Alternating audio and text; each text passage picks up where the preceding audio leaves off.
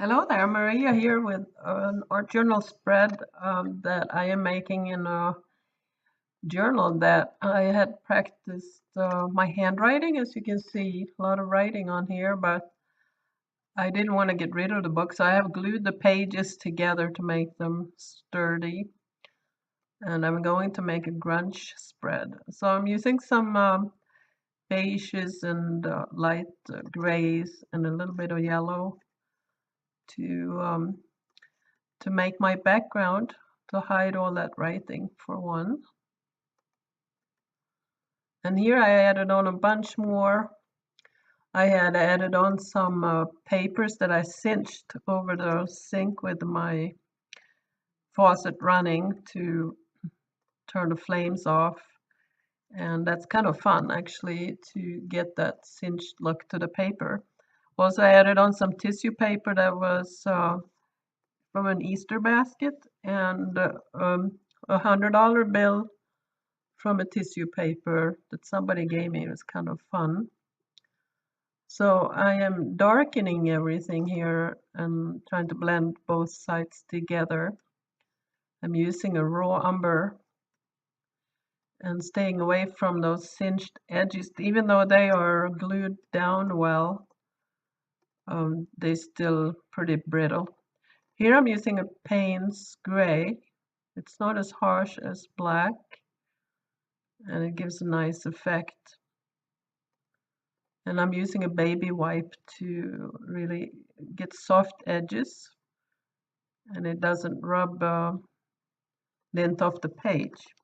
So here I'm just covering everything with paint and just having that bit of bright tissue paper in the middle to just have a hint of something fun. So it's like when you look in could be a bin of old papers and thrown away things, and all of a sudden you see something bright and pretty and you want to look and see what it is. I guess that's why advertising brochures are often so bright.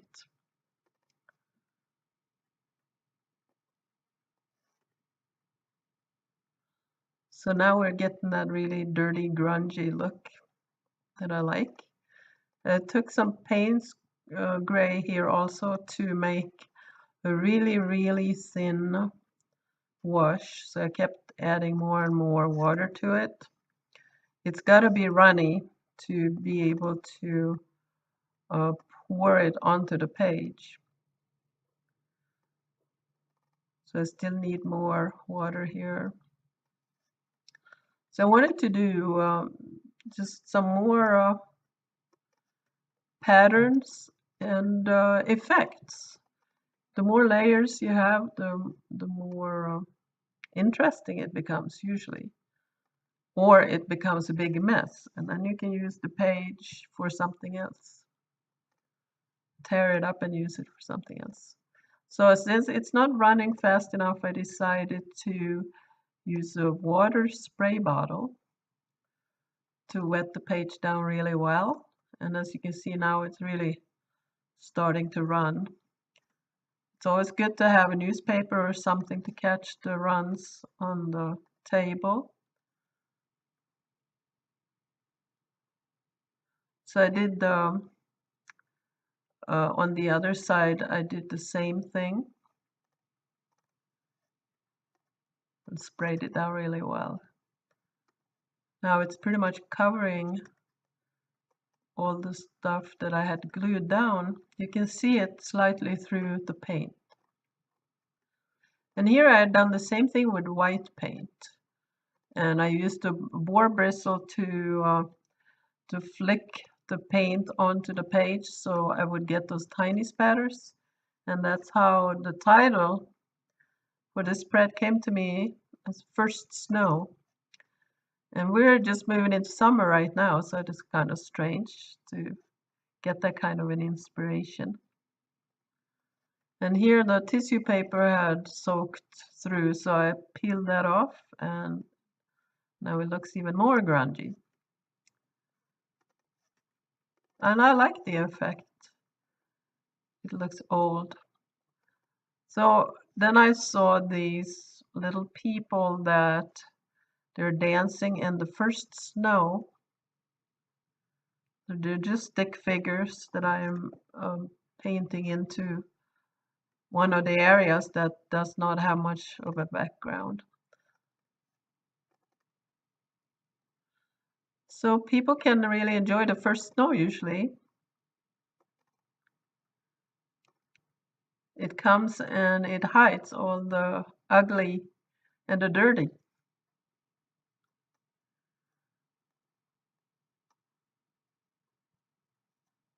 I'm using a permanent marker here too, so it will stick to the page. And then I use the white signal ball, signal uniball white pen to draw the outline of the bodies to make them stick out a little more. And also to blend in with the rest of the page. And then I saw these roses in my mind. And I thought, well, I can use tissue paper. So I had some purple lavender tissue paper that I scrunched up really well. And I was going to make 3 roses. And they are the last of the season. The roses are the last. And then I thought, well, I'll put music score piece because the people are dancing. They may be hearing some music in the background. And here I put on a lot of Mod Podge to get the papers down so they would stay, the tissue paper would stay. So that makes a really good effect. It has depth and they don't stick up too much, but they definitely have some texture and dimension. I put on so much that I had to wipe some of the Mod Podge off. Of course, this takes some time to dry, so I used my heat gun. And here it's all dry. I added a third of person, and then I looked at how pretty that baby wipe turned out with all those colors. And the roses, of course, have to be red. So I'm just kind of brushing it gently over the tissue paper. It's now stiff, so you can use a brush to brush over without ruining the folds. So these are the last roses of the season. So I'm doing black stems and black leaves, like they're all dead already from the frost.